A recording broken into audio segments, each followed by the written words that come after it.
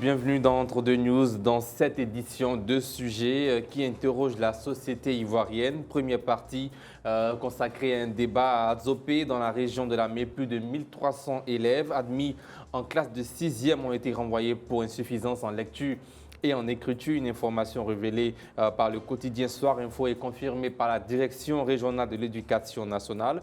Un cas qui soulève une question centrale que révèle cette situation sur l'état réel de l'école ivoirienne. Et puis dans la deuxième partie, c'est une interview. Une organisation affirme représenter 12 000 victimes de la crise post-électorale de 2010-2011, principalement dans l'ouest de la Côte d'Ivoire, et dit se sentir oublié des mécanismes de réparation et de réconciliation. Son président sera avec nous ce soir sur ce plateau. Mais avant, dans la première partie, 4 consultants, 3 déjà présents. Eric Bayala, journaliste, analyste. Bonsoir Eric Bayala. Bonsoir Cédric. Aouma Gueye-Lakpa, analyste sociopolitique. Bonsoir. Bonsoir Cédric. Puis Michel Beta, journaliste, directeur fondateur du quotidien Le Bélier. Bonsoir Michel Beta. Bonsoir Cédric. Nous serons rejoints dans quelques instants par Eric Dou, il est analyste politique. Mais avant, le premier sujet de cette émission, renvoi de 1300 élèves à Adzopé à l'aide ou échec du système éducatif. Tout d'abord, Aouma Gueye-Lakpa, comment vous expliquez qu'un élève arrive en 6e sans maîtriser la lecture et l'écriture? Je veux d'abord dire bonsoir à nos téléspectateurs et tous ceux qui nous suivent beaucoup sur les réseaux sociaux. Alors le sujet il est très intéressant. 1300 élèves renvoyés parce qu'ils ne savent pas lire ni écrire. Mais ce n'est pas quelque chose qui date d'aujourd'hui. Hein. Ce n'est pas d'aujourd'hui que ça date. Ça a à voir avec le système. Le système qui est grippé, le système qui est bancal, le système éducatif qui a vraiment beaucoup de problèmes depuis plus de 30 ans. Je ne dirais même pas 10 ou 15 ans, mais depuis plus de 30 ans. Il faut vraiment que l'État prenne ses responsabilités devant ce problème-là. Et je pense déjà le fait même de renvoyer ces élèves-là, c'est un début de solution, mais ce n'est pas la solution. Quand on les renvoie, qu'est-ce qu'on propose derrière? Normalement, quand on les renvoie, je pense qu'on doit mettre en place les mesures pour les récupérer par derrière et puis soit essayer de faire un recyclage ou bien une reformation.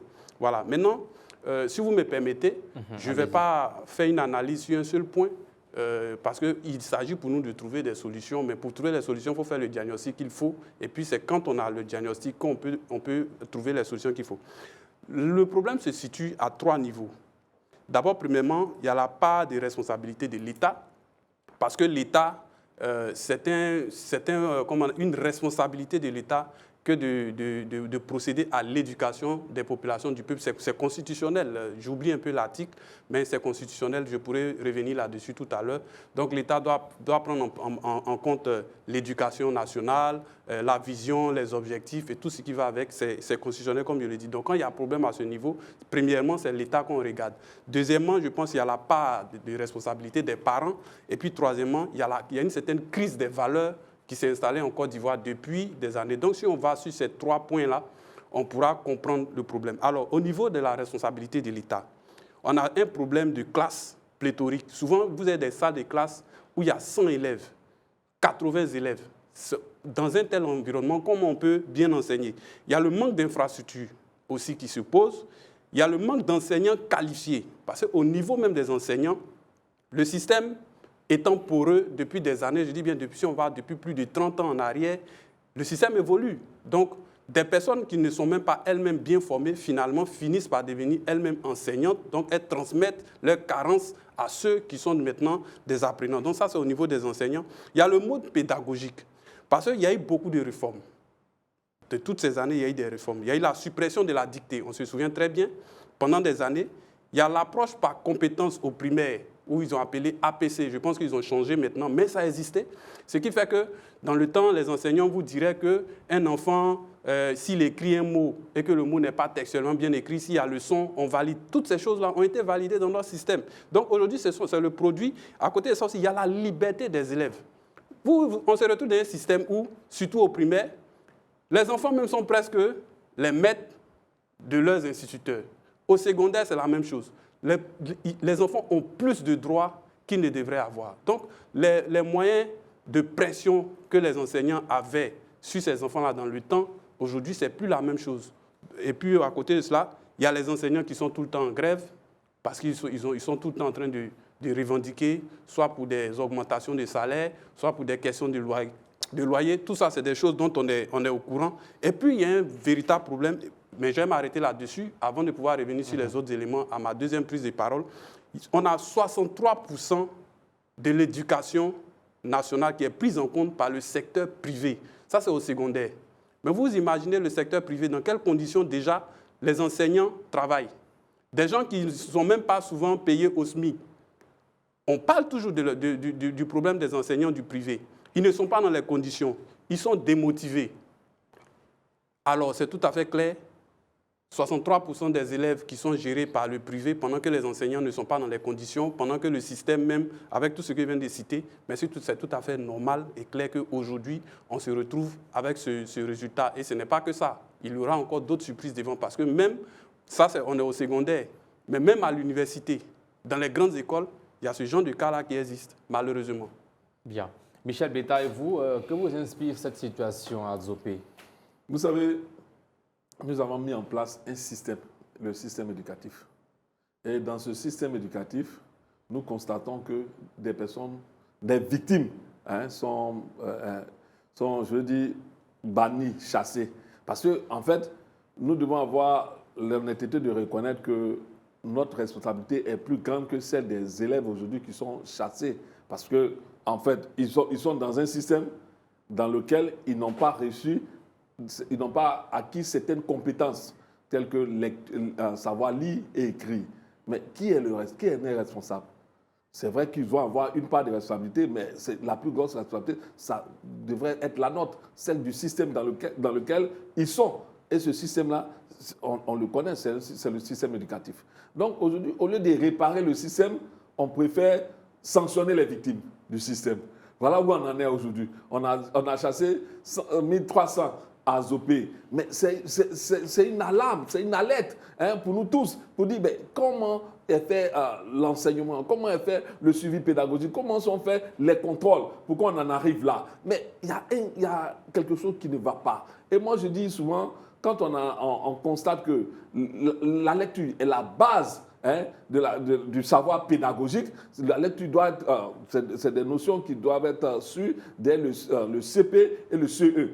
C'est à partir de ces 4 années-là qu'il faut acquérir les notions de lecture et d'écriture. Et quand cela n'est pas fait, on constate que là-haut, ça va se répercuter sur le savoir des enfants et leur rendu. Donc voilà un peu où nous en sommes. Notre système est malade. On a privilégié les chiffres. On nous a fait quoi? On construisait des classes. On nous a bâché des chiffres, alors que le contenu de ces chiffres-là nous alerte aujourd'hui, nous alarme. Donc moi, je pense qu'il y a une correction à faire. On a fait les états généraux de l'éducation. Mais quand on est sorti des états généraux, déjà même, la première observation que moi j'ai faite quand on est sorti de l'état généraux, je pense que j'étais sur un plateau, on a dit 10 milliards pour reconstruire tout ça. J'ai dit, mais 10 milliards pour un système éducatif, vraiment, je ne pense pas qu'on puisse arriver à quelque chose de potable. Mais on est là encore, et voilà le constat qu'on fait aujourd'hui. Mais c'est Azopé. Mais il faut penser que c'est Azopé qui nous a donné la lettre, mais à l'échelle nationale, ça doit être plus grave. Ça doit être plus grave. Donc, il faut penser comment réparer notre système qui est en train de rendre nos enfants en deçà de nos attentes. Et il faut s'interroger sur l'avenir de notre société. Parce que les enfants que nous formons aujourd'hui, c'est la relève, c'est la société de demain. Donc aujourd'hui, nous sommes face à une réalité. Il faut situer les responsabilités. Chacun a sa part de responsabilité, mais la part de responsabilité de ceux qui gouvernent est encore plus grande parce qu'en fait, ils nous ont bâchés ici, ils nous ont comme on le dit souvent, on le dit souvent quand on fait la lecture de ce régime, le régime RADP, on dit souvent qu'ils ont la propension des chiffres. Tout est chiffré. Mais le contenu des chiffres là, c'est quoi la réalité? On voit que nos enfants sont vides à l'intérieur, dans la tête. Et voilà, on nous dit, on a conçu de nombreuses classes. Mais quand on a fini de construire des classes, qu'est-ce qu'on met à l'intérieur? L'enseignant, le système en lui-même, qu'est-ce qu'on met à l'intérieur? Voilà que le système nous renvoie notre échec et il faut nous réparer cela. Bien, merci. Éric Bayala, est-ce que pour vous aussi, cette réalité à Zopé représente la vraie réalité du système éducatif ivoirien avec ses échecs aussi élevés? D'abord, ce qu'il faut noter, c'est qu'en prenant cette mesure au niveau donc, de la DRENA, c'est pour protéger l'enfant lui-même. Parce que renvoyer un enfant qui n'a pas de base, ce n'est vraiment pas le sanctionner, mais c'est plutôt une mesure de protection.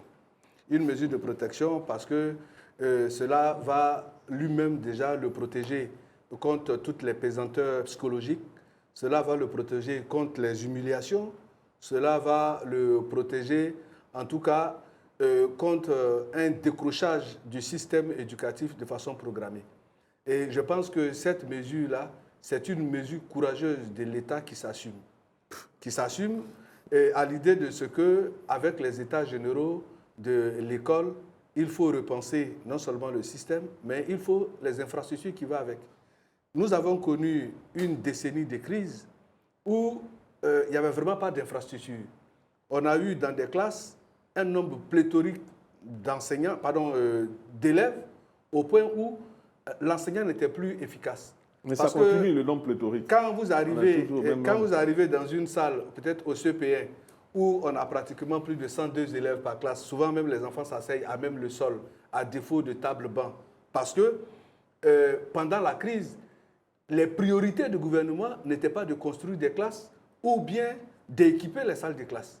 Et donc, il y avait un nombre important d'élèves qui étaient dans des conditions qui n'étaient vraiment pas appropriées pour leur apprentissage, au point qu'au fil des années, c'est devenu un goulot, comme si on se retrouvait pratiquement, j'allais dire, dans une forme d'entonnoir où le nombre est important à la base, et puis après, pour sortir de là, en trouvant des mécanismes pour pouvoir absorber ce trop-plein d'élèves, il y a des difficultés.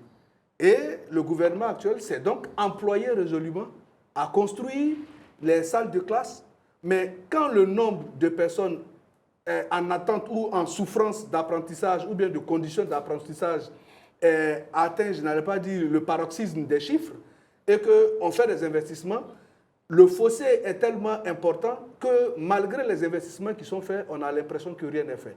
Mais tout est une question de programmation.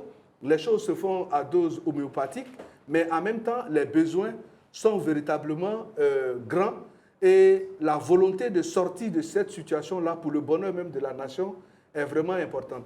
Dans la mesure où on ne peut pas construire une nation sans fondement. Et le fondement de la construction d'une nation, ce n'est rien d'autre que l'école, en ayant des gens qui ont le niveau requis. Figurez-vous que vous avez votre certificat d'aptitude primaire, certificat élémentaire, je crois, non? Le CP.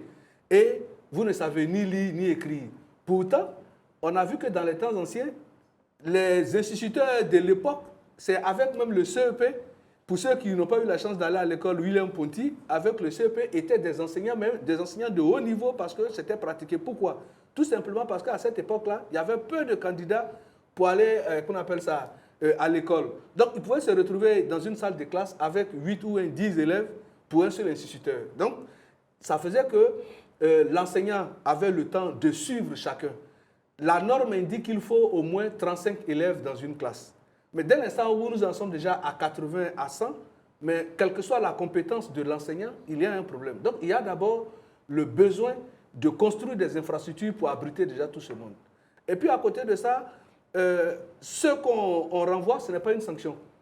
L'État crée donc après, parce qu'on ne va pas les laisser au bas-côté de la route pour dire qu'ils n'ont pas le niveau, donc on s'en débarrasse. En même temps que nous pointons la responsabilité de l'État, il faut convoquer la responsabilité parentale. Parce que c'est deux mamelles d'un même système. Autant l'école apporte l'éducation à l'enfant pour sa formation, mais il faut que derrière, les parents puissent suivre. Qu'on s'intéresse à ce que l'enfant fait à l'école. Parce que si du CE1 jusqu'au CM2, voire même la 6e, l'enfant est renvoyé parce qu'il ne sait ni lire ni écrire, mais ça doit pouvoir interpeller le parent. Comment se fait-il que ton enfant est arrivé jusqu'en 6e et il ne sait ni lire ni écrire sans que toi-même cela ne t'interpelle?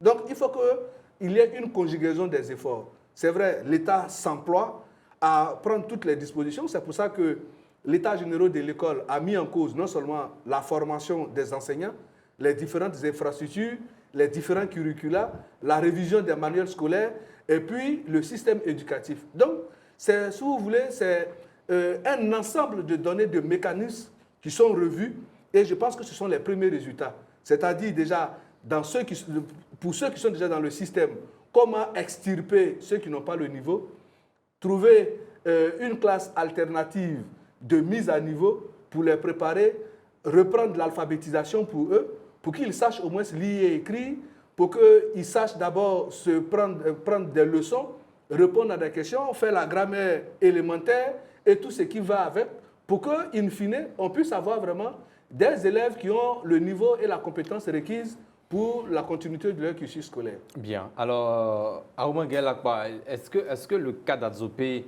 est exceptionnel ou simplement l'un des cas les plus visibles? C'est l'un des cas les plus visibles, comme je le disais tout à l'heure, mais c'est tout le système. Je le dis, nous sommes là au primaire, mais vous imaginez ce qui se passe au secondaire et même au plan universitaire. Parce que ce sont des personnes qu'on forme. Qu'on forme sur d'abord 6 ans, du CP1 au CM2, après de la classe de 6e à la 3e, 4 ans, ça fait 10 ans, plus 3 ans. Sur 13 ans, on forme quelqu'un dans un système avec les éléments que je viens d'énumérer tout à l'heure sur ma première prise de parole, mais quelqu'un qui traverse le système en 13 ans comme ça, mais à quoi on s'attend quand il devient un produit fini? Vous vous souvenez, la dernière fois, on parlait du fait que l'État soit tourné vers l'extérieur à vouloir faire entrer nos expatriés qui sont à l'extérieur et qui font des universités. On a besoin d'eux aujourd'hui pour venir, on dit par patriotisme, venir faire ce qu'il faut pour la Côte d'Ivoire. Si on formait bien, je l'ai dit ici, que c'est parce que notre État même sait à quel genre de main-d'œuvre il a affaire. Une main-d'œuvre dont la formation est approximative. Une main-d'œuvre qui évolue dans un système bancal. On le sait tous. La plupart de tous nos dirigeants, la plupart des enfants ne sont pas en Côte d'Ivoire. Pourquoi? De même que souvent on dit que quand ils sont malades, ils vont se soigner à l'extérieur, c'est la même chose. Leurs enfants ne fréquentent pas ici. Parce qu'effectivement, ils savent toutes ces réalités-là. Salle de classe pléthorique, les enseignants qui ne sont pas dans les conditions, le système qui vacille. Aujourd'hui, on vous propose des livres. Le lendemain, 6 mois après, on propose d'autres livres. Il n'y a pas de stabilité. Donc, ce qui se passe aujourd'hui, ce n'est pas seulement dans cette région. Ce n'est pas seulement là-bas. Ce n'est pas seulement les 1300. Mais c'est toute la Côte d'Ivoire qui est concernée par cela. Comme je disais tout à l'heure que j'allais revenir sur le deuxième pan et le troisième pan de mon analyse, je ne m'arrête pas seulement à la responsabilité de l'État, mais il y a la responsabilité des parents, effectivement, il y en a qui ne suivent même pas les enfants à la maison. Ils ne suivent pas. Les enfants n'ont pas de bons résultats, ce n'est pas leur problème. Le parent doit savoir étudier à la maison avec son enfant. S'il ne peut pas lui-même, il prend quelqu'un, un répétiteur pour le faire. Les gens ne le font pas. Il y a un certain laisser-aller, il y a un manque de rigueur. Et puis on est là, on préfère aussi jeter toute la faute à l'État. Mais de vous à moi, on a tous été élèves. Quand on allait à l'école, après l'école, on vient à la maison, on étudie. Tu n'as pas étudié, ton papa, ta maman t'attendent. Mais aujourd'hui, fort est de constater que dans beaucoup de familles, ça n'intéresse personne. On se dit que l'enfant est parti à l'école, il a tout acquis là-bas. Mais l'enseignant, on le dit, un enseignant qui est devant 100 élèves ou bien 60 élèves, quel temps il va prendre pour s'occuper de ton enfant spécialement? Il ne peut pas. C'est compliqué. Donc les parents doivent encore plus regarder l'avenir de l'enfant. Et puis, on parlait des crises tout à l'heure, les différentes crises qui ont secoué le pays. Mais il y a une certaine crise des valeurs qui ne dit pas son nom. Aujourd'hui, les gens sont démotivés. Regardez la vie qui se passe sur les réseaux sociaux. Les réseaux sociaux, c'est une forme de société de consommation où il y a tout, où les idiots sont devenus des stars. C'est ce que nos enfants voient. Aujourd'hui, ils n'ont aucun repère. Ils ne croient pas au savoir. Parce qu'ils se disent qu'on n'a pas besoin d'avoir des diplômes. Quand il y a des diplômes, c'est pour aller chômer. Les grands frères sont au quartier, ils ont le doctorat, ils ont les masters, il n'y a pas de travail. Les anti-valeurs sont mis en évidence sur les réseaux sociaux. Ce sont eux qui sont reçus par les ministres. Ils roulent les grosses voitures. On les prend pour faire les publicités. Ils sont recrutés à la télé, un peu partout. De vous à moi. Est-ce que ça peut inspirer des enfants qui veulent apprendre? Tout ça, c'est la perte des valeurs. Donc, il faut qu'on revienne aux fondamentaux. Et ça, c'est l'État qui doit impulser cela. Il faut qu'on arrête tout ça. Parce que c'est vrai, on fait de la récupération souvent de ces situations-là, mais on voit le résultat en train de nous revenir en face aujourd'hui. Les enfants aujourd'hui, ils ne croient pas, il y a l'impunité et tout ça. Bien. Donc, vous prenez un enfant, quand il est mal formé même, il va pouvoir se justifier. Il va te dire non, bon, de toute façon, ceux-mêmes qui ont le savoir, là, ils ont quoi dans ce pays? On voit des personnes, je ne vais pas citer les noms, influenceurs, influenceuses, ils sont reçus dans les ministères, on est d'accord ou pas? Quand il y a les grands événements, ils sont mis en avant. Même au palais de la présidence, il y en a qui y vont. Et pourtant, ils ont ces discours qui ne sont pas des exemples, mais qu'on a dû... Finalement, quelle image on ramène à ces jeunes-là? Il faut que, sincèrement, l'État se ressaisisse, il faut que la société ivoirienne se ressaisisse à ce niveau. Bien, merci. Nous sommes rejoints par Éric Dou. Bonsoir. Alors, certains Ivoiriens affirment avec ce problème du système éducatif que l'on a longtemps fermé les yeux sur les failles du système ivoirien. Qu'en dites-vous? C'est tout à fait ça. Première chose déjà, pour régler un problème, il faut d'abord reconnaître qu'il y en a un.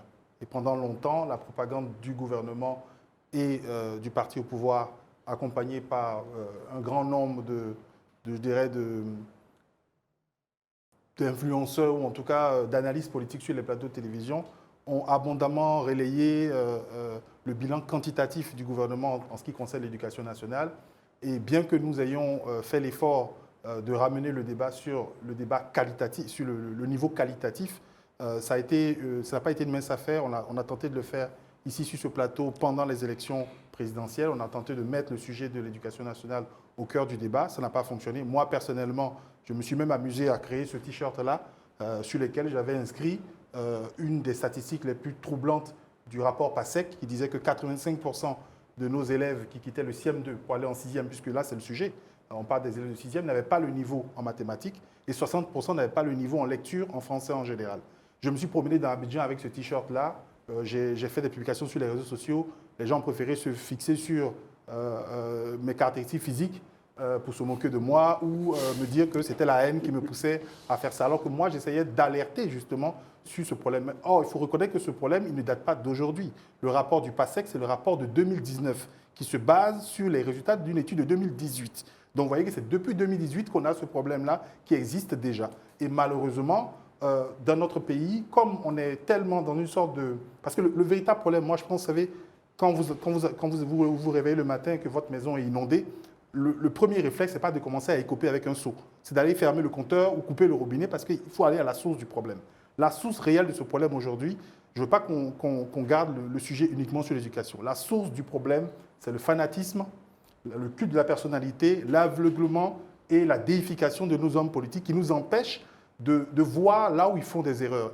Et sincèrement, j'ai envie de dire à tous ceux qui ont passé leur temps sur les plateaux de télévision, soit parce qu'ils avaient des intérêts pécuniaires ou parce qu'ils avaient des intérêts électoralistes, il faut le dire. Il faut dire à tous ces gens-là de s'excuser auprès des Ivoiriens parce qu'aujourd'hui, justement, ils sont en train de voir le résultat de ce qu'on a caché. Et je voudrais leur dire, hein, s'il y a quelque chose qui permet à tout un chacun de fermer les yeux sur les manquements de 15 années de gouvernance sur l'éducation nationale et sur d'autres sujets, il faut qu'on nous donne ce remède-là pour que nous, si on ferme les yeux. Parce que ce n'est pas possible de voir quelque chose qui est en train d'arriver, de ne pas en discuter et d'attendre maintenant parce qu'il y a ce fait divers-là. Et tout à l'heure, M. Lacroix disait une chose très vraie. Ce n'est pas seulement à Djopé, c'est tous les drainages de Côte d'Ivoire. Moi, personnellement, dans le cadre de mes activités associatives, je vais surtout dans les collèges et lycées. J'étais au lycée Garçon de Bingerville il y a environ un mois à peine, puisqu'on fait des activités avec les collégiens. Et je me suis retrouvé par hasard à entrer dans une réunion de parents d'élèves qui se passait au même moment. Et je suis allé un peu curieux aller voir ce qui se passait. Et je voyais donc des groupes d'enseignants qui avaient réuni les parents de leur propre initiative pour leur dire « ça ne va pas ». Vos enfants qui sont inscrits en 6e cette année, vraiment, on n'en peut pas. Sur 900 élèves, il y en a 350 qui n'ont absolument pas le niveau. Et si on continue comme ça, on sera obligé de les renvoyer en fin d'année. Voilà le discours que des enseignants courageux tenaient. Le problème, c'est que lorsqu'aujourd'hui les enseignants, parce que je sais très bien ce qui va se passer, et maintenant que l'émotion est vive, ceux qui défendent le pouvoir vont essayer de mettre ça à la fois sur les parents, sur les élèves eux-mêmes ou sur les enseignants. Non.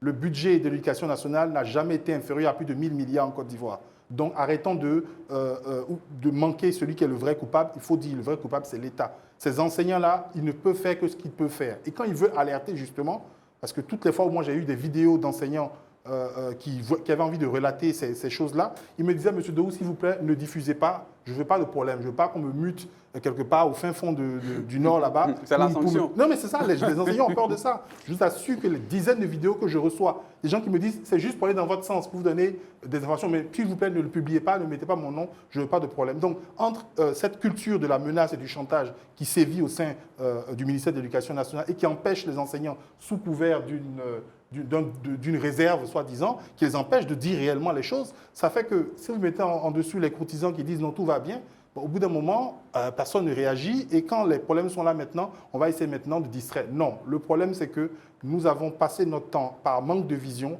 à construire uniquement des classes, sans penser qu'une classe, ce n'est pas une brique qui va enseigner l'enfant, c'est un enseignant. Il faut qu'il soit bien recruté, il faut qu'il soit bien formé, il faut qu'il soit intéressé, il faut qu'il ait une prime qui lui permet d'être à l'aise dans le travail qu'il fait. Et surtout, il faut adapter les méthodes pédagogiques. On ne peut pas enseigner des enfants en 2025 comme on enseignait des gens en 1980 ou 1960. Ce n'est pas possible. Parlons de 1980 rapidement. Il y a aussi ceux qui estiment que le problème de l'école ivoirienne ne vient pas des années 2000 et bien avant. Non, mais ça, il faut arrêter. On parle d'élèves qui... du 6e, pardon. Ce n'est pas des gens qui étaient là en 1980. Donc, il faut qu'on arrête. Non, non, non. Le problème, c'est qu'on a donné de l'argent à des gens, énormément d'argent. Le budget d'État des Côte d'Ivoire ne fait qu'augmenter. Ils ne peuvent pas nous dire qu'avec cet argent, voilà c'est le résultat qu'ils arrivent à faire. Il faut qu'on tape réellement sur les doigts de ceux qui ne travaillent pas pour qu'il y ait des choses Éric Bayala, ensuite, je reviens à Michel Betta. Réaction? Oui, mais en tout cas, moi, cette question en ce qui concerne le niveau des élèves de la 6e qui est mis au goût du jour, en commençant par la DRENA d'Adzopé, est une situation interpellative. Et cela convoque la responsabilité de tous. Et c'est vrai, peut-être que je vais décevoir mon ami Éric, mais il faut savoir que c'est vrai, comme on l'a dit, nous sommes dans un système où c'est l'État qui crée les conditions. C'est l'État qui a la primauté, sinon qui impulse l'imprime directrice de la marche à suivre. Ça, ce n'est pas à discuter. Mais en même temps, dans ce système-là, il y a la responsabilité non seulement de l'enfant, du parent et de l'État. On ne peut pas faire, comme on le dit de façon triviale, un sacrifice avec seulement que la moitié du cola. Il faut les deux pères pour faire le sacrifice. On ne peut pas ici pointer du doigt la responsabilité de l'État et dire que les élèves eux-mêmes ou bien les parents n'ont pas peut-être leur responsabilité. Regardez déjà, pour ceux qui sont de notre génération, il y avait qu'à l'école primaire déjà, il y avait la chicotte. Au point même où, quand vous allez à l'école le matin, dans la tenue, quand la tenue n'est pas correcte, vous savez que vous avez déjà un problème avec votre instituteur. Ça, c'est d'abord un problème. Si tu n'as pas appris tes leçons, tu sais que le maître également, tu sais ce qui t'attend. Maintenant, les enfants font la loi. Mais après, qu'est-ce qu'on a vu ici? Où des élèves portent main aux enseignants. Ça, on l'a vu ici. Est-ce que ça, c'est la responsabilité de l'État? On a vu ici où des parents se sont levés pour aller en conseil de classe pour demander aux enseignants de ne plus porter main à leurs enfants. Est-ce que ça, c'est la responsabilité de l'État? Donc, il est beau d'avoir de beaux discours, mais il faut aussi convoquer dans ce discours le réalisme et l'engagement des uns et des autres. Mais c'est de ça qu'il s'agit. Parce que dans un système éducatif, il faut forcément un brin de fer dans un gant de velours. Autant il y a la carotte, il faut également la chicotte. Parce que s'il n'y a pas une mesure coercitive derrière qui oblige l'enfant à se conformer, mais c'est vraiment le laisser aller. Et aujourd'hui, comme il a dit, je suis parfaitement d'accord, les dispositions d'enseignement des années 80, avec aujourd'hui le monde qui est devenu un village planétaire du fait d'Internet, des réseaux sociaux, où la médiocrité est mise au goût du jour, où le gars il est ici et puis il rêve de quelqu'un qui est peut-être aux États-Unis, machin, dont on ne sait même pas le parcours, même qui vient montrer son opulence, son aisance. Mais qu'est-ce qui a provoqué le phénomène des brouteurs en Côte d'Ivoire? Mais c'est ça. Ils préfèrent ne pas aller à l'école que de se trouver dans un cybercafé en train de chercher à narquer quelqu'un. Ça, ce n'est pas de la responsabilité de l'État. C'est d'abord un problème parental, l'éducation d'abord à la maison. Parce que ce que nous savons, c'est que quand un enfant naît, qu'il a 0 à 6 ans, il est d'abord à la maison avec ses parents. C'est là-bas déjà qu'il faut lui donner l'éducation de base. Il faut l'insuffler d'abord le goût de l'effort et du travail. Ensuite, quand il va au CE1, les parents au CPE, l'État maintenant prend la relève pour lui donner l'instruction. Donc, c'est une conjugaison d'efforts entre instruction et éducation. Mais quel que soit le système que vous allez mettre en place, si celui pour lequel le système mis en place n'y voit pas d'intérêt, ou bien n'est pas contraint par une méthode en association avec l'engagement parental, mais ça sera zéro. Bien. Parce qu'on ne peut pas coiffer quelqu'un à son absence. Mais est-ce que ce n'est pas lié à la qualité de l'enseignement dispensé dans nos établissements? Mais justement, pour parler de qualité, vous remettez encore au goût du jour cette question que nous avons abordée. Avec certains enseignants qui n'ont pas aussi le niveau. Aujourd'hui, il y a ce qu'on appelle les centres de formation et d'animation pédagogique qu'on appelle les CAFOP, qui sont chargés de former.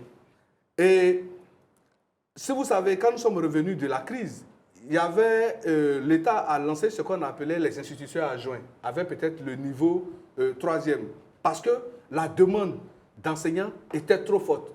Du fait de la guerre, il y a eu des déplacements massifs. Donc les infrastructures qui étaient dans les zones non occupées n'étaient pas prêtes à recevoir tout ce flux d'élèves venus de la zone où il y avait par exemple le conflit. Et donc cette situation est restée pendant 10 ans, ce qu'il y a de construction d'infrastructures. Et je vous en train de parler d'une affaire de 2002. Et donc justement, toute cette situation-là, on a retrouvé des classes pléthoriques avec des enseignants qui étaient débordés, mais il fallait faire avec parce qu'il fallait sauver les meubles. Mais tout cet enseignement dilué du fait de cette crise-là, mais forcément, quand ça a commencé à un X moment, mais plus tard, ça aura des effets. Et aujourd'hui, tout le monde est convoqué à notre responsabilité, à tous. Ça nous engage tous. C'est un problème national qui est posé parce que ceux qui sont sortis aujourd'hui, qui sont peut-être d'Azopé, c'est, comme on le dit, la face certainement visible de l'iceberg, mais il y a d'autres contrées où également les gens n'ont pas le niveau. Et ça, on ne peut pas le nier. Si l'État s'engage à faire les états généraux de l'école ivoirienne, c'est parce que l'État lui-même prend conscience de ce qu'il faut sauver le soldat de l'éducation nationale. Bien. Alors Michel Betta, il y a également la question des résultats scolaires, notamment ici on parle du CP. Est-ce que ces résultats reflètent encore le niveau réel des élèves? Je prends les derniers résultats. En 2025, le CP en Côte d'Ivoire, c'était 86,58% contre 3,12%, avec une hausse de 3,12% contre ces résultats de 2024. En 2010, nous étions à 68,90%. Non, moi, avant de revenir à ces résultats scolaires, il faut un peu rappeler un peu que mon ami Eric Bayala, qui dans ses approches, je ne sais pas comment il comprend le fait que les enfants soient renvoyés. Il dit les enfants sont renvoyés, ils ne sont pas... je ne sais pas si il a une information qu'on n'a pas. Est-ce que le renvoi est une solution? Non, quand on est renvoyé, on n'est plus dans le système. C'est ce que je comprends. Hein. Voilà, le système fourni par l'État. Hein? C'est ça. On contribue à la déscolarisation. Non, j'en viens. Parce qu'en fait, il nous donne des notions qui ne nous permettent pas de comprendre bien ce qui est exactement la situation de ces enfants renvoyés. Quand il nous dit qu'ils sont mis à un autre niveau pour ne pas être, ils ne sont pas lâchés totalement, moi je ne comprends pas tellement son approche. Voilà. Je peux revenir là-dessus. Oui, parce que bon, après tu reviendras. Voilà, comme je suis déjà... Non, tu reviendras, mais je veux dire que cette approche-là, bon, je trouve que c'est un peu... C'est pas la réalité, quoi. C'est pas la réalité. Les enfants sont renvoyés et là, il faut chercher quel mécanisme qui est mis en place pour... Et c'est quoi la réalité pour vous? La réalité, c'est qu'ils sont renvoyés parce que le système a estimé qu'ils n'ont pas les compétences nécessaires pour continuer. Et est-ce que ce renvoi est la solution réelle? Non. Pour les questions de solution, on en viendra. Mais je veux dire qu'il faut qu'on comprenne ce qui est la réalité. Parce que quand Bayala intervient, j'ai l'impression que c'est une autre approche que lui, là, contrairement à ce que les enfants vivent. Voilà, je ne comprends pas trop son approche. Bon, c'est pour dire quoi? Maintenant, pour en revenir aux résultats. Vous parliez de résultats qui ne reflètent pas la réalité. Non, est-ce que ça reflète la réalité? Oui, mais vous souvenez qu'en son temps, on avait parlé de passage automatique. Hein, parce que c'est les différents mécanismes qui ont été mis en place. C'est le nouveau système, là. Voilà, le passage automatique mis en place par la ministre Kandia quand elle était à l'éducation. Vous savez, quand on a fini de faire ça, l'enfant n'a plus, il sait qu'il passe en classe automatiquement, il est vide dans la tête parce qu'il n'est plus en classe. Parce que quel que soit ce qui se passe en classe, il ira en classe supérieure. Donc, on forme des enfants qui sont fantômes en classe. Hein. Ils ne sont plus en classe, ils sont ailleurs, et puis ils savent qu'ils vont passer. Donc, vraiment, c'est des options qu'on a prises sur notre système qui ont dû dégrader l'approche pédagogique, qui a dû dégrader considérablement notre système éducatif. Et ça, c'est depuis la prise du pouvoir RATP. C'est ça, c'est ce qu'on veut faire ressortir. Parce que quand on repart en 2002, il faut dire que de 2002 à 2010, Il y a des mécanismes qui ont été trouvés quand même pour que les enfants aillent à l'école. Hein. Contrairement à ce que Bayala pense, on a eu des options de double, bon, je ne sais pas comment on avait nommé ça, double vacation, hein, de sorte que les enfants, hein, pour la même classe, on avait deux classes pour la même journée. Pour la même journée, on avait 2 classes dans un bâtiment, dans une salle de classe. Bon, ils ont trouvé ces mécanismes-là pour que, en plus, quand les masses qui sont sorties des zones... C'est le mauvais exemple, justement. Non, s'il te plaît, je finis. Pour dire quoi? Pour dire que ce qu'on vit aujourd'hui, ça a été créé par les options prises par le régime RHDP. Moi, je pense, parce que par le passé, on ne vivait pas ce genre de situation-là. Pour dire que le système éducatif a été considérablement dégradé. Même s'il avait des failles, il a été considérablement dégradé en 15 ans de gestion. C'est ce qu'on constate aujourd'hui. Donc, quand on dit les enfants sont en 6e et ils n'ont pas les capacités nécessaires pour rester dans cette classe-là, il faut interroger comment on corrige notre système. C'est ça la grande question. Comment on corrige l'institution qui les a victimisés. Parce que ce sont des victimes de notre système aujourd'hui. C'est 1300 et plusieurs autres encore. Donc, ces victimes-là, comment on corrige le système pour qu'elles soient... pour qu'elles puissent se réadapter et pouvoir poursuivre leur formation scolaire. Parce que, je le dis, quand on fait d'un enfant à l'école, on le fait abandonner au primaire, c'est le condamner à la misère, à la pauvreté. Parce que s'il n'a pas pu accéder aux classes supérieures, on essaie qu'on forme des classes qui ne peuvent pas contribuer efficacement à une société au plan professionnel, parce qu'on a besoin de main-d'œuvre qualifiée. Et quand on parle de qualification, on parle d'instruction, de connaissance, de mécanismes de connaissance. S'il n'a pas cette connaissance, il ne peut pas être une main-d'œuvre qualifiée. Donc, je veux dire que finalement, quand on s'arrête à ce qu'on observe aujourd'hui, il y a des corrections à faire et il faut les faire. Il ne faudrait pas les justifier. Bien, Gaël Lakba, une autre question, c'est que deviendront ces élèves après leur exclusion du système éducatif? Certains pourraient avoir la chance d'être dans d'autres établissements, d'autres également, ça ne sera plus possible. Moi, j'aurais proposé à l'État, honnêtement, je l'ai dit au départ de mes propos, que c'est une manière pour l'État d'ouvrir officiellement les yeux devant ce problème, qui ne date pas d'aujourd'hui et dont on n'a jamais parlé. On en parle souvent et tout ça. Mais déjà, ce TAC-là, c'est dit qu'ils ont ouvert les yeux. Maintenant, ils ouvrent les yeux comment?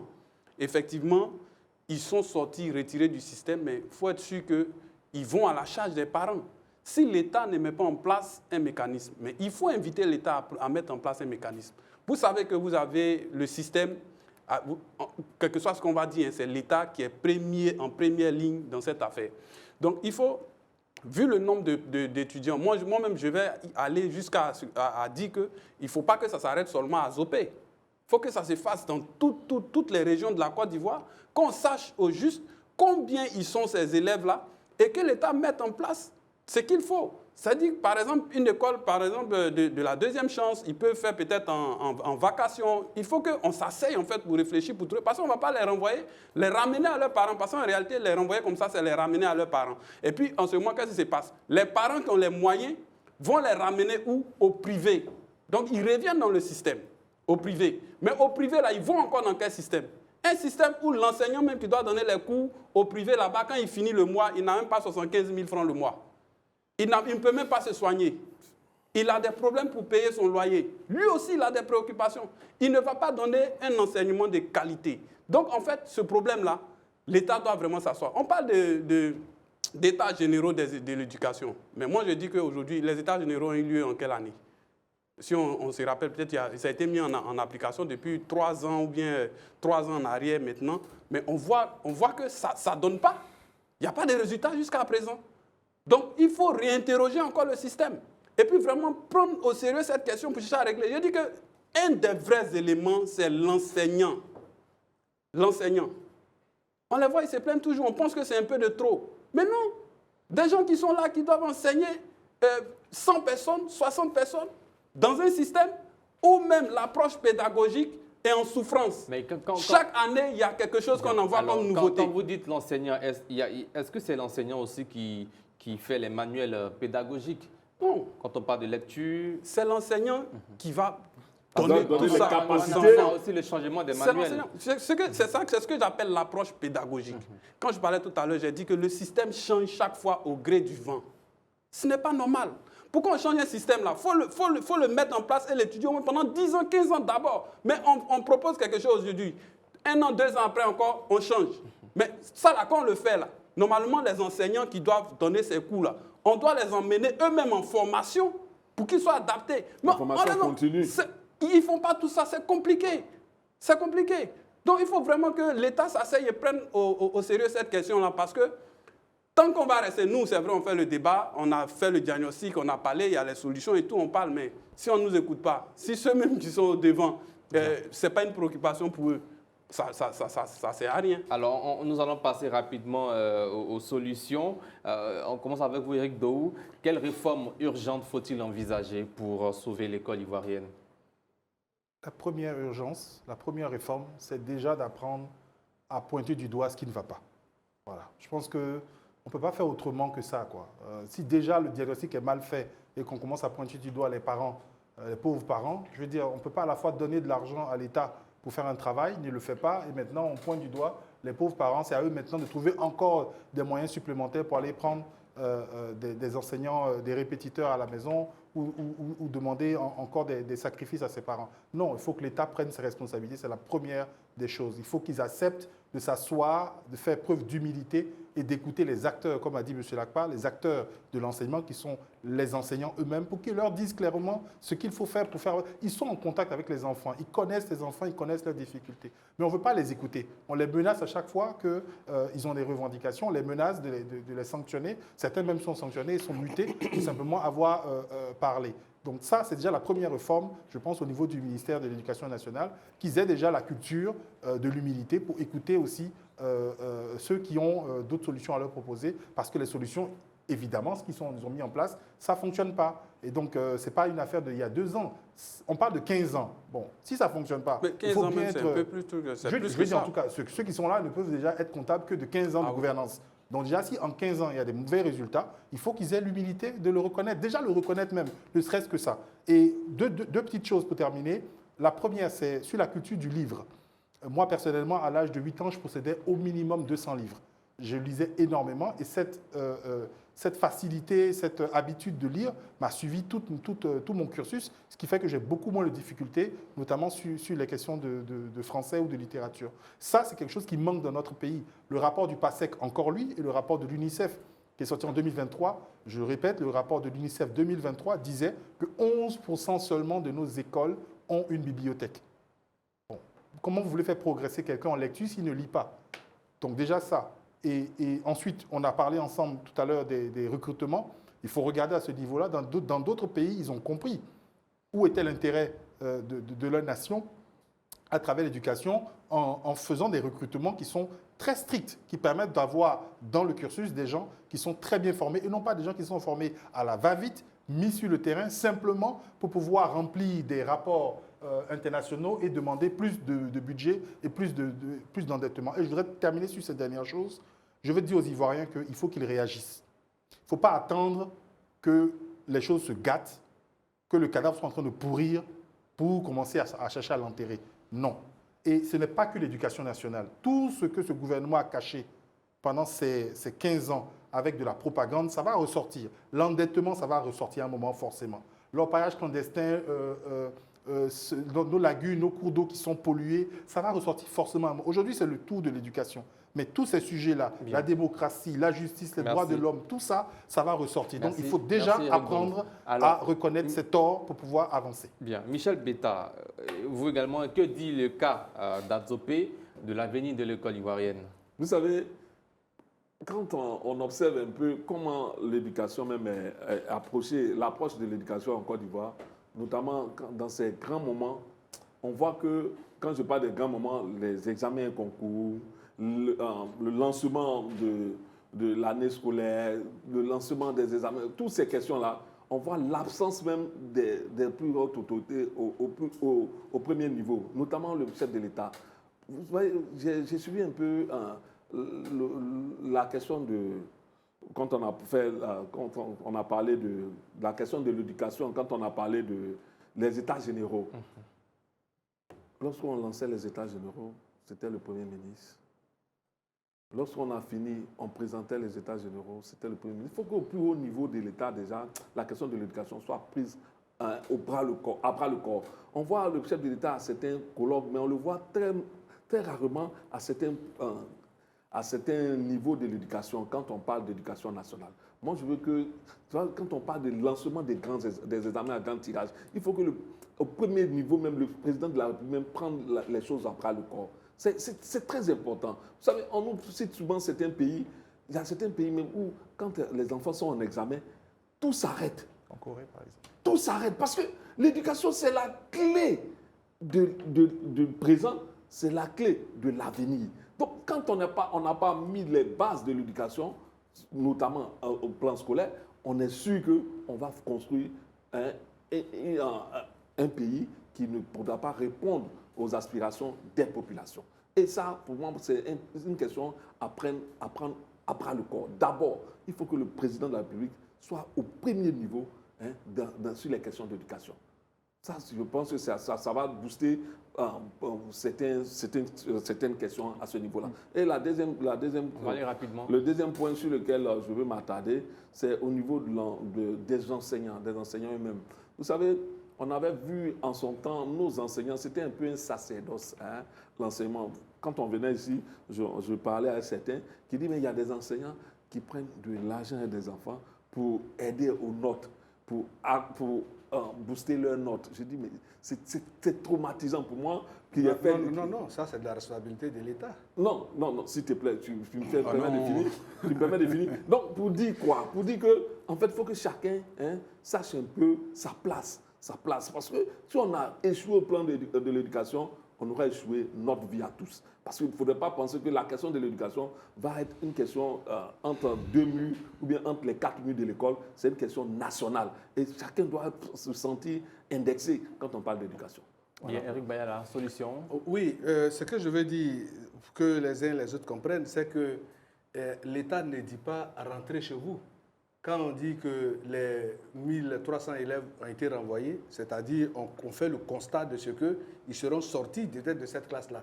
Mais vous convenez avec moi que l'école de la deuxième chance, ce n'est pas la première fois que cette expression est entendue. Mais pourquoi une école de la deuxième chance? Non, parce que... Quand on renvoie déjà, notre système permet de renvoyer certains élèves. On crée un système pour pouvoir recueillir ces derniers. Non, on a dit la deuxième chance, ça ne veut rien dire. Non, on n'a pas de vote de la deuxième chance. Non, ce que je veux vous dire, naturellement... On va aller rapidement, 2 minutes. Naturellement, les uns et les autres n'ont même pas les mêmes aptitudes. Vous allez prendre les gens, vous allez les mettre tous dans les mêmes conditions. Quand vous allez les évaluer, il y aura un meilleur que l'autre. C'est-à-dire qu'il y a des dispositions naturelles qui font que certains sont plus aptes que d'autres. Aujourd'hui, ils n'ont pas le niveau requis. Mais l'État, en tant que solution, non seulement ils sont sortis, mais en même temps, il faut déjà renforcer l'alphabétisation. Il faut renforcer le niveau de lecture, le niveau d'écriture, parce qu'ils sont déjà en 6e, ils ne sont pas encore trop loin. Mais ce qu'il faut faire, c'est qu'à côté, il y a par exemple les mercredis après-midi, il y a les samedis, il y a les dimanches, où ces élèves-là seront pris, qu'on appelle ça, dans leurs différentes écoles. Les jours de la semaine. Non, parce que les autres jours de la semaine, les enseignants sont occupés à s'occuper de ceux qui sont déjà dans le système. Mais là où il n'y a pas école, avec ces enseignants-là, l'État donc va s'arranger. Ça nécessite des moyens financiers encore. Non, bien sûr, parce que le rôle de l'État, ce n'est pas de sortir les gens dans le système et de les abandonner. C'est de donner la chance à tout le monde. Et tout à l'heure, dans les différents discours, vous avez dit, quand vous avez regardé, de tous les régimes qui se sont précédés, en termes de revalorisation salariale, le régime du RHDP en a fait mieux que tous les régimes précédents. Au point même où les enseignants aujourd'hui ne se plaignent pas de leur salaire, ils demandent une prime. Parce que dans certains registres, dans certains services de l'administration, ils ont des primes. Mais au niveau du salaire, les enseignants sont mieux nantis aujourd'hui que tous les autres régimes qui sont succédés. Et ça, il n'y a pas de débat dessus. Merci. Et donc cela participe de l'engagement du chef de l'État à s'occuper de l'école. Bien. Voilà, donc il faut que ça soit sûr, que ça soit compris. Eric Bayala. Merci bien. C'est malheureusement terminé. On aura peut-être l'occasion de revenir avec vous. Allez-y rapidement, 1 minute 30. Quelle réforme urgente faut-il engager? Non, les solutions.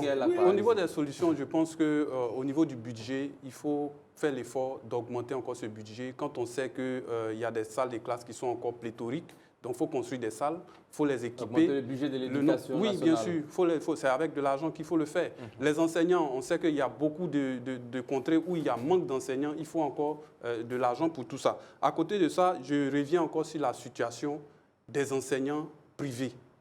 Il faut vraiment que l'État se penche sur cette question-là. Il faut qu'ils aient un plan de carrière, un salaire clair, fixe, une assurance santé, tout comme tous ceux du public. Parce qu'il y a un problème. Non, Eric, tu n'as pas fait des interventions pirates là, il n'y en a qu'une minute. Il y a 2 catégories d'enseignants en Côte d'Ivoire. Il y en a qui sont au public, qui sont dans toutes les conditions, et puis il y en a qui sont au privé, qui ne sont pas dans les conditions. C'est de ça que je parle. Donc, il faut que l'État regarde à ce niveau. À côté de cela, je suis pour qu'on revienne en partie au système des années 80. C'est vrai, aujourd'hui, on dit que le monde est ouvert, interconnecté à les réseaux sociaux et tout. Mais le système des années 80 à 90, là, on est passé dedans. On sait que c'est bon. Il y a des pratiques qui n'étaient pas bonnes. Il faut peut-être les enlever et puis garder le système.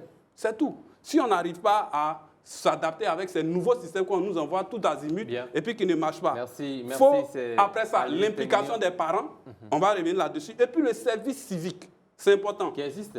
Oui, qui existe, mais il faut... Ça ne marche pas tellement. Voilà, dans les établissements, il faut le faire. Puis là, aussi la promotion, voilà, l'imposer. Et puis la promotion des valeurs. Je parlais tout à l'heure, on est dans une affaire de starification de la médiocrité. Il faut que ça cesse. Merci Gaël Akpa. Il y a beaucoup de propositions, malheureusement. Question de temps. Nous sommes maintenant dans le chiffre du jour.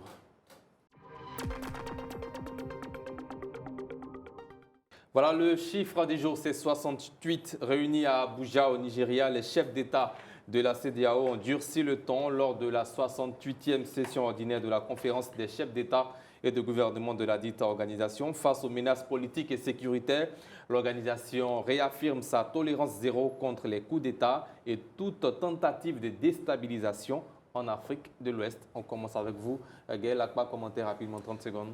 La CEDEAO qui durcit le ton, moi j'étais un peu déçu quand même avec la question du Sahel. La CEDEAO qui n'a pas bon, en même temps qu'il y a une gestion qui a critiqué beaucoup de problèmes dans l'application de la démocratie dans nos différents pays, ce qui fait que ceux qui sont aussi adeptes des coups d'État s'engouffrent là-dedans pour justifier la bêtise. Si aujourd'hui, déjà avec ce qui s'est passé dernièrement au Bénin, ils ont pu intervenir, on a eu les échos que militairement même la CEDEAO est entrée en action. Si déjà avec cette façon de fonctionner, on peut empêcher des coups d'État parce qu'on n'en veut pas, moi je les condamne tous les jours, ce n'est pas le coup d'État qui peut aider un pays à avancer. Bien. Maintenant, à côté de cela, au niveau de la gestion même des pays, en même temps, il y a des personnes qui réussissent à se mettre au pouvoir et de façon, on va dire, démocratique, réussissent à s'éterniser. Il faut que ça aussi, ils regardent cela. Tels qu'ils sont motivés pour empêcher les coups d'État, il faut qu'ils soient aussi motivés pour que les présidents respectent les constitutions dans tous les pays. Éric Daou. Écoutez, la CEDEAO s'est assez décrédibilisée sur ces 2 dernières années. Qu'ils reprennent aujourd'hui un peu les choses en main. On espère que ce n'est pas simplement parce que quand je parle par exemple du Bénin, j'espère que ce n'est pas parce que c'est peut-être un ami des autres chefs d'État que ça a été fait, puisqu'on s'attendait peut-être à une réaction aussi musclée en ce qui concerne la Guinée-Bissau. Donc moi personnellement, je ne sais plus aujourd'hui quoi penser de la CEDEAO, très honnêtement. Je trouve que son attitude, son discours, ce n'est pas crédible. Donc j'attends de voir, est-ce qu'aujourd'hui, on repart dans quelque chose une nouvelle dynamique, je ne sais pas, j'attendrai de voir, mais pour le moment, je suis assez prudent j'encourage ce qu'ils font actuellement, notamment la réaction qu'il y a eu au Bénin, mais je vais préférer attendre encore un peu avant de me prononcer. Michel Détat. Moi, j'observe un peu l'attitude de la CEDEAO et je lui dis, mais quelle place elle donne à l'opposition dans les différents pays?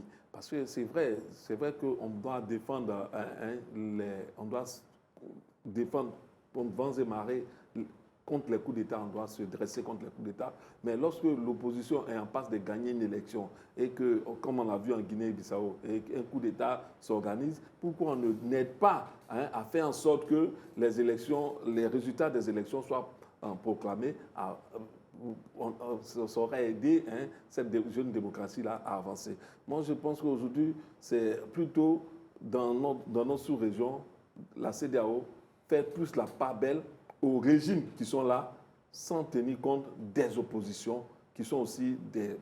Je dis, la démarche politique qui doit exister dans un pays, c'est la démocratie. Il y a une opposition, il y a un pouvoir en place. Mais on ne donne même plus la place à l'opposition d'accéder au pouvoir. On les écarte et la CEDEAO applaudit. Moi, je crois que ce n'est pas normal. Éric Bayala. Oui, ce que je veux dire, c'est qu'il faut que les uns et les autres comprennent que les différents actes constitutifs de la CEDEAO, ce n'est pas, j'allais dire, une association de constitution des États membres. Chaque État membre est souverain. Avec l'acte que la CEDEAO vient de poser, je pense que c'est un acte fort qu'il faut saluer. Parce que jamais auparavant, la CEDEAO n'avait eu cette posture.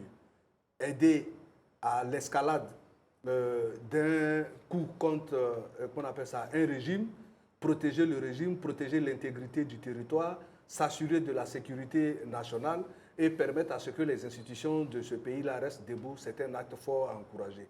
Et je pense que quand on s'en tient au communiqué de la CEDEAO dit que désormais la récréation est terminée. Et si il y a des années derrière qu'on n'a pas bien perçu le rôle de la CEDEAO en ce qui concerne les différentes crises dans ces pays, dans ces États membres, et qu'aujourd'hui, il y a un coup d'éclat qui sonne la rola de tout ce qui est acte attentatoire à la démocratie, mais je pense que cela mérite d'être salué. Merci Éric Bayala. Éric Daou, merci. On se donne rendez-vous prochainement pour d'autres numéros. Les autres consultants restent sur ce plateau.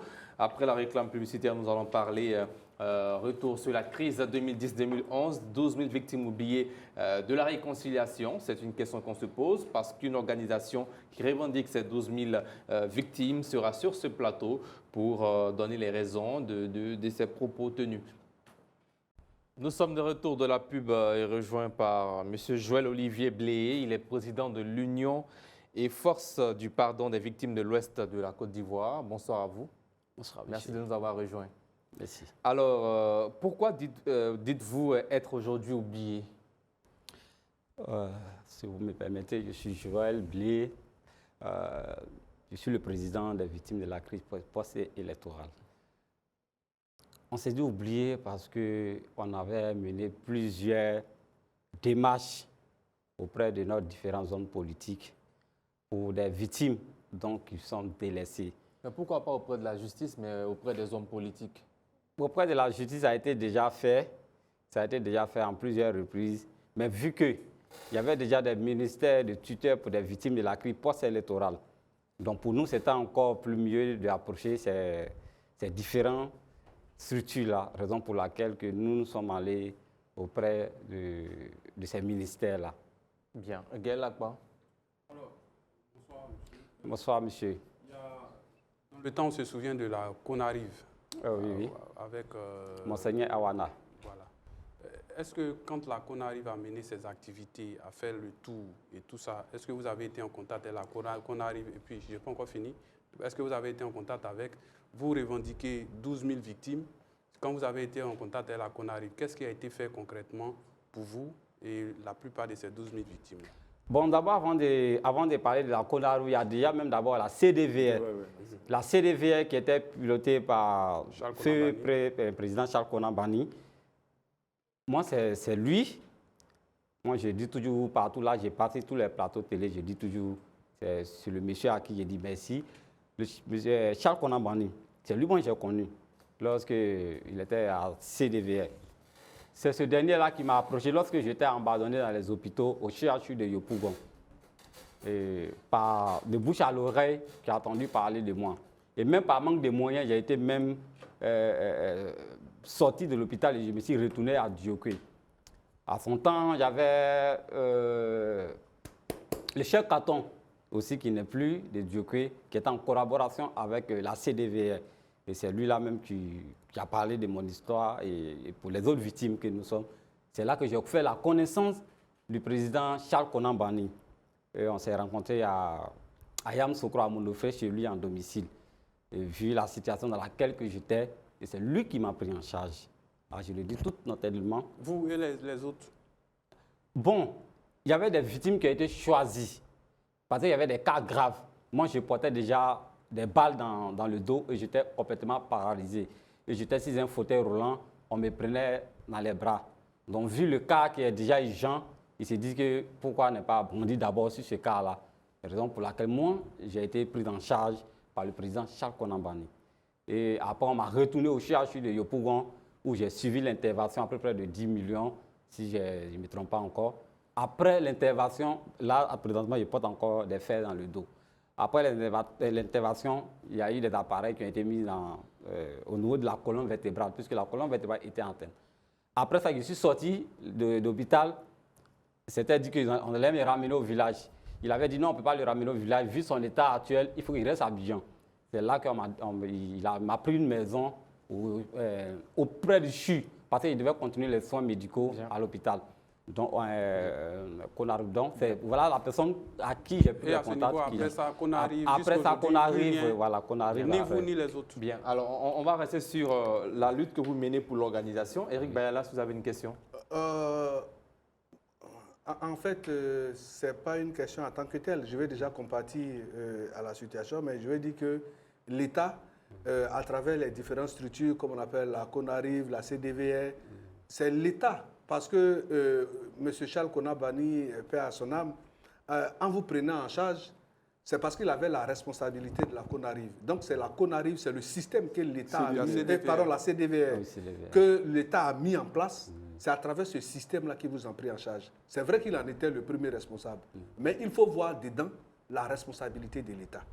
Et donc, il y a des cas où, comme vous particulièrement, qui avez bénéficié d'une assistance, mais ça fait partie de l'État. Et il y a, en plus de ça, il y a eu le programme national de la cohésion sociale que l'État a mis en place pour reconnaître non seulement les souffrances des victimes, mais pour donner un cachet institutionnel à la prise en charge psychologique, physique, et puis une indemnisation. Parce qu'il y a des familles qui ont souffert, il y en a qui ont perdu des personnes. Mais quel que soit le montant de l'indemnisation, c'est sûr que ces personnes qui nous ont quittés, paix à leur âme, ne vont pas revenir. Mais l'État apporte cette compassion-là pour que les uns et les autres ne se sentent pas oubliés par le système. Et je sais que le programme national de la cohésion sociale a déjà commencé à indemniser. Je pense qu'il y a eu 3500 personnes qui ont été déjà indemnisées. Maintenant, ce que moi je veux poser comme préoccupation, vous dites que vous êtes 12 000 victimes. Est-ce que les 12 000 victimes déjà recensées, vous n'avez pas reçu un seul appui de l'État? Ok, merci monsieur. Je vais répondre à la question un peu brève. Comme je disais que nous étions 12 000 victimes. Les 12 000 victimes, peut-être même qu'ils sont plus. Moi, c'est ce que j'ai recensé. Des victimes qui n'ont pas bénéficié de quoi que ce soit de la part de l'État. Moi, comme vous avez dit tout à l'heure, qui dit Charles Konan Banny, qui dit la CDVR, dit l'État. Ouais. Donc moi, je peux dire, personnellement, j'ai eu un appui du gouvernement. Mais, hors moi, il y a eu plein. Là où je vous parle, présentement, il y en a qui portent encore des balles et des plombs dans le corps. Présentement, si vous me permettez, je vais aller plus loin. Quand j'ai recensé ces personnes, parmi ces 12 personnes, et les 12 000 personnes, il y en a qui sont venus parler de leurs biens perdus. Il y en a qui sont venus parler de leurs enfants. Il y a des femmes qui sont venues parler de leurs maris. Plusieurs victimes. Mais j'ai recensé d'abord, parmi ces 12 000-là, j'ai pris d'abord des cas gens, des femmes et des hommes, des enfants, qui avaient encore des balles dans le corps, qui avaient encore des plombs dans le corps. C'est ceux-là que j'ai recensé. Ils sont combien? Voilà, donc je tiens à rappeler que nous recevons sur ce plateau le président de l'Union et Force du Pardon des victimes de l'Ouest de la Côte d'Ivoire, M. Blé, Olivier Joël. Voilà, une organisation qui revendique 12 000 victimes, disent-ils, oubliées de la réconciliation. Michel, il faut voir, ça fait combien de personnes? Non, mais vous allez voir ça. Alors, on aura l'occasion de voir ça plus tard. Voilà. Je ne sais pas s'il a pu répondre à votre question. Oui. Bien, Michel Beta. Moi, personnellement, je me demande aujourd'hui, vous êtes des victimes, vous estimez que ces victimes-là n'ont pas bénéficié considérablement de l'aide de l'État, alors qu'aujourd'hui, certaines victimes estiment avoir suffisamment bénéficié de l'aide de l'État. Est-ce que vous vous considérez comme les oubliés du pouvoir? Parce que, qu'est-ce qu'on constate? Certains ont bénéficié et d'autres n'ont pas bénéficié. Et qu'est-ce que vous attendez concrètement de l'État aujourd'hui? Qu'est-ce que vous attendez de l'État?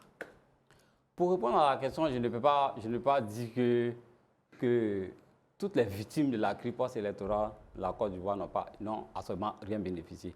Je parle au nom de ceux qui n'ont pas bénéficié du soutien de la part de l'État. Que je connais. Certains ont bénéficié. Donc vous êtes les oubliés. Voilà. Nous qui sommes les oubliés. Voilà. Et je parle au nom de tous ceux qui sont les oubliés. Voilà. Et moi, je connais beaucoup. Je fréquente plusieurs ministres. Et à chaque fois, ce que je suis attendu et dit sur le plateau, s'ils écoutent, ils vont reconnaître. Quand je m'assois avec eux, même que ce soit dans les bureaux, que ce soit dans les endroits où on m'invite, c'est le même cas qu'ils exposent. Oui. Vous savez, moi j'ai reçu une prise en charge pour les victimes de la crise post-électorale. De 2010-2011 ? Je l'ai reçue à partir de 2015. 2015. Cette prise en charge, elle a duré de au moins 8 mois. Vous comprenez? Et elle est renouvelable chaque mois. Mais comment ça se passe? C'est le nom. Avant une prise en charge, c'est le nom. Et je suis allé au ministère de la Solidarité qui déroule ces prises en charge. Depuis autant de Maria Toukoné, avant même de parler de Miss Belmont Doudou. J'ai dénoncé. Pour dire ces prises en charge que vous donnez là, on n'arrive pas à bénéficier de ces prises en charge. Ils m'ont promis mes revenus, juste aujourd'hui. Qu'est-ce que vous attendez d'eux exactement aujourd'hui là? Mais qui revoient la prise en charge des victimes de la crise post-électorale. Nous sommes en Côte d'Ivoire. Quand on parle de la crise post-électorale, c'est tout le pays qui est touché par cette crise-là. Tout à fait. Et non seulement qu'à Abidjan. Oui. Mais vous pouvez imaginer que la prise en charge qu'on donne aux victimes de la crise post-électorale, elle est limitée seulement que dans 4 communes. Et comment ça se passe? Il y a la clinique, je ne dis pas le nom, je ne fais pas la publicité, mais il y a la pharmacie à Yopougon. C'est là-bas que les victimes se servent avec cette prise en charge. Il y a une autre pharmacie, dont la pharmacie, bon, je ne vais pas dire, mais la Makori, tout le monde peut savoir, c'est une des grandes pharmacies en Côte d'Ivoire. Il y a une autre pharmacie à Cocody, Mermoz. Seulement que des 3 pharmacies-là qui ont droit à servir les médicaments aux malades. Mais comme je dis, nous sommes en Côte d'Ivoire. Tout le pays est touché. À Djokwe, moi je viens de Djokwe. Tout le monde connaît l'histoire de Djokwe. Mais cette prise en charge ne figure pas à Djokwe, elle ne passe pas à Djokwe. Pourtant, on parle de la prise en charge des victimes de la crise post-électorale. À Korogo, toute la Côte d'Ivoire, cette prise en charge ne passe pas. Je suis monté au CREO pour en parler. Juste aujourd'hui, j'ai été combattu pour ça. Bien. Est-ce que vous avez saisi des organisations telles que le MIDH et bien d'autres structures? Je pense qu'il y a les organisations dont j'ai saisi, le nom dont vous parlez, bon là, non. Mais il y a les organisations que je connais, qu'on se connaît. On se croit toujours au ministère. Et nous tous, on en parle. Et quand j'en parle, on en parle nous tous. Mais juste aujourd'hui, il n'y a pas... Et des organisations internationales? Bon, au niveau des organisations internationales, il n'y a pas eu de contact. Bien. Il y en a bien des organisations de victimes qui effectivement, qu'on voit dans les médias un peu partout, qui disent que tout se passe bien à leur niveau. Moi, je me demande, est-ce que votre approche, c'est la bonne? Est-ce que ce n'est pas relativement à votre approche que vous n'êtes pas entendu? Vous dites que vous rencontrez les ministres, vous rencontrez la plupart des autorités, mais est-ce qu'en tant qu'organisation, vous travaillez de façon administrative, je veux dire, par des correspondances, des choses comme ça qui restent au ministère, qui permettent de faire un suivi? Est-ce que c'est l'approche que vous faites? Et puis, à côté de ça, pourquoi vous êtes oublié?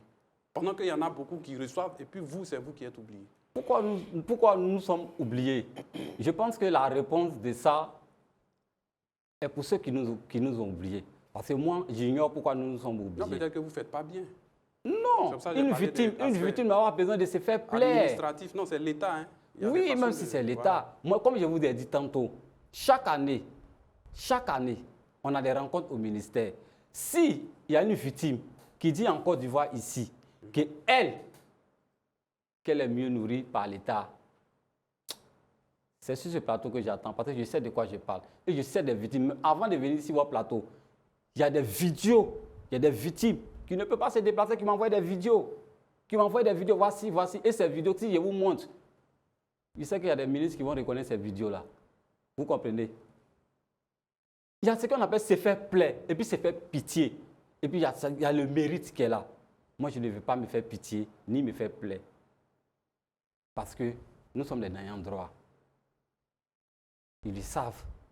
Il n'y a pas une rencontre qui va se passer en Côte d'Ivoire qui concerne les victimes de la crise post-électorale, puis on ne va pas m'inviter. Et je sais de quoi je parle. On a été reçus à la primature quand le Premier ministre actuel, quand il était nommé Premier ministre, il nous a reçus à la primature. Mais vous savez qu'est-ce qui s'est passé? Avant d'y arriver, c'était dit à la veille, c'est moi qui allais prendre la parole pour parler, pour exposer le cas des victimes. On réside des tests ensemble. OK. Le lendemain, j'arrive à la primature, le ministre est là, le ministre de la Jeunesse est là. J'arrive, on change. On dit non, ça serait plus 3 et 15 mais on m'approche et puis on dit pardon. Même si les gars parlent, il ne faut pas parler, il ne faut pas dire un mot. On te demande pardon. Mais il y a plusieurs organisations. Il y a eu des organisations qui étaient venues, tout le monde, le choix s'est porté sur moi. Tout le monde, tous ceux qui étaient là, le choix s'est porté sur moi. Celui qui a pris la parole fait partie des autres organisations. C'est à partir de là que je l'ai connu. Et c'est à partir de là que les autres victimes l'ont connu. Bien. Alors, nous sommes à la fin de cette émission. Quel message avez-vous à l'endroit du gouvernement ivoirien? Moi, je m'adresse au gouvernement de la Côte d'Ivoire. Il y a des victimes qui sont encore oubliées. Et puis, il y a des choses qui ont été données. Mais ces choses qui ont été données aux victimes ne les arrangent pas. Mais c'est la peur. Les gens n'ont pas le courage de dire ça ne nous arrange pas. Sinon, je vous le dis haut et fort, les prises en charge, je l'ai ici, j'ai ma prise en charge ici. Cette prise en charge, elle est déjà périmée d'ailleurs. Si vous me permettez, ici, mon traitement chaque fin du mois, ça tourne autour de 1 million de francs CFA. Là, si je n'ai rien fait, je suis un traitement à vie. Ils le savent. Qu'est-ce qu'on me dit? Ma prise en charge, on me dit un médicament qui coûte à partir de 100 000 francs, je n'ai pas droit à ça. Pourtant, mes pieds qui sont là, je me jette. Chaque 5 mois, après avoir de 700 000 francs, ils disent qu'ils ne peuvent pas prendre ça en charge parce que c'est trop. Là, il s'agit du gouvernement. Donc, vous savez, il y a trop de choses, je n'ai pas envie de dire pour ne pas me faire des ennemis. Mais ceux qui vont me voir sur le plateau, ils savent que tout ce que je dis est vrai. Nous sommes oubliés. Et puis, une chose, il faut que j'en parle. Parce que si on dit que les victimes sont prises en charge, il y a des détails dans ce qu'ils disent. Vous pouvez imaginer qu'on donne 500 000 francs à une victime de la crise post-électorale qu'on lui dit que c'est un prêt. Tu dois travailler pour rembourser cet argent. J'ai reçu cet argent. Je suis allé payer mes médicaments pour me faire soigner, avec les preuves à l'appui. J'ai fait mes examens. Je suis venu les déposer pour dire cet argent que j'ai reçu, je l'ai pris pour me faire soigner. Et qu'est-ce qu'ils font? On dit que les victimes ont reçu de l'argent. C'est ce que vous appelez l'indemnisation des victimes. Qui m'envoie au moins quelques victimes, puis rappelez-moi sur le plateau. Est-ce que ce n'est pas un programme d'autonomisation pour les victimes de la crise post-électorale pour permettre à certains de pouvoir créer des activités génératrices de revenus? C'est ce qui a été dit. Ah.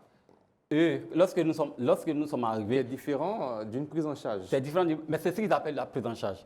C'est moi qui vous le dis. C'est ce qu'ils appellent la prise en charge des victimes. Bien. Il y en a qui ont reçu. Merci. Écoute, excusez-moi, je vais terminer ma parole. 30 secondes, allez-y rapidement. Je vais terminer ma parole. Vous savez qu'est-ce qui se passe? Moi, j'ai perdu mon père, j'ai perdu ma mère pendant la crise post-électorale. Ils m'ont demandé d'aller faire des papiers, tout ce qui est des papiers qu'il faut pour indemniser mes 2 parents qui sont décédés. J'ai fait tous les papiers qu'il faut. Aujourd'hui, ça se trouve là. Depuis autant de mariages tout connu, juste au jour d'aujourd'hui. Rien. Bien, merci. C'est l'heure maintenant du carton rouge. Voilà, nous sommes dans le carton rouge. Premier carton avec Michel Betta. Oui, je ne sais pas, j'avais d'autres cartons, mais après avoir entendu toute cette tragédie que vivent encore certains Ivoiriens face après la crise. Vous pouvez faire deux cartons rouges. Voilà, bon, le premier carton, vraiment, je vais adresser aux autorités, vraiment que l'appel des victimes de la crise post-électorale soit vraiment entendu afin que la Côte d'Ivoire puisse faire la réparation de cette drame que nous avons vécu là. Et mon deuxième carton, je vais l'adresser particulièrement aux acteurs de ces législatives-là, parce que les élections, c'est pour le 27 décembre prochain. La campagne débutera certainement dans quelques jours. Et déjà, à quoi nous assistons? À des chantages autour des actions du gouvernement. Certains, on a vu l'exemple de Tout le Pleu, où les compteurs des CIE sont utilisés à des fins électorales. Ce n'est pas bien. Et il faut qu'on arrête ce genre de chantage. Bien. Eric Bayala, carton, vous passez? Oui, mais je pense que mon carton rouge, ce n'était pas un carton, c'était vraiment un plaidoyer. Parce qu'au regard de ce que le président des victimes a eu à dire, il faut que toutes les structures en charge de ces questions-là s'investissent réellement pour que les efforts qui sont consentis par le gouvernement arrivent véritablement à profiter à ceux qui sont les ayants droit. Voilà, c'est vrai que le chef de l'État, dans sa volonté de mettre en place le programme national de cohésion sociale qui prend en compte non seulement l'ensemble des victimes, y compris ceux du Grand Ouest, et dont les indemnisations ont déjà commencé, il faut que cela se poursuive, mais que cela se fasse vraiment, que ce soit véritablement les ayants droit qui puissent bénéficier de cela. Parce que quand vous regardez les gens qui physiquement sont diminués, vous ne pouvez pas rester indifférent. Bien. Gaël Lakpa. Pas un carton rouge, mais c'est dans le sens de ce qu'on a bien entendu sur ce plateau. Au-delà de ce qu'on entend en matière de communication, c'est un peu, moi j'ai été un peu choqué d'entendre certaines choses. La crise, c'est depuis 2010. Aujourd'hui, nous sommes 15 années après. Quand on entend ce genre de témoignages encore, ça fait froid dans le dos parce que ce n'est pas tous les jours qu'on entend. Le président, il a pris vraiment le courage. Je pense que les autorités doivent vraiment faire face à ce problème-là. Parce que bientôt, on va se retrouver à 20 ans de gouvernance du RHCP. Après ces 20 ans-là, je souhaite que tout ça vraiment passe derrière nous. Parce que vous savez, on parle toujours de paix, on parle de cohésion, mais si les gens sont victimes et ils n'ont jamais pu se relever depuis tout ce temps, il n'y a pas réparation. Donc vraiment, il faut qu'on fasse attention et que le gouvernement fasse des efforts à ce niveau-là. Bien, M. Blé, votre carton rouge. Oui, je pense que vous allez me permettre d'avoir 2 cartons. Le premier carton, c'est d'abord de dire merci au chef de l'État pour ce qu'il d'abord il fait pour les victimes de la crise post-électorale, pour ceux qui ont déjà bénéficié, comme je l'ai entendu sur le plateau. Donc, je lui dis encore un merci. Mon deuxième carton, je l'adresse aux autorités et en même temps pour quelqu'un qui n'est plus ministre ou aujourd'hui qui est devenu ambassadeur. Je l'adresse au ministre KKB, si c'est le nouveau ministre qui est resté dans ma bouche.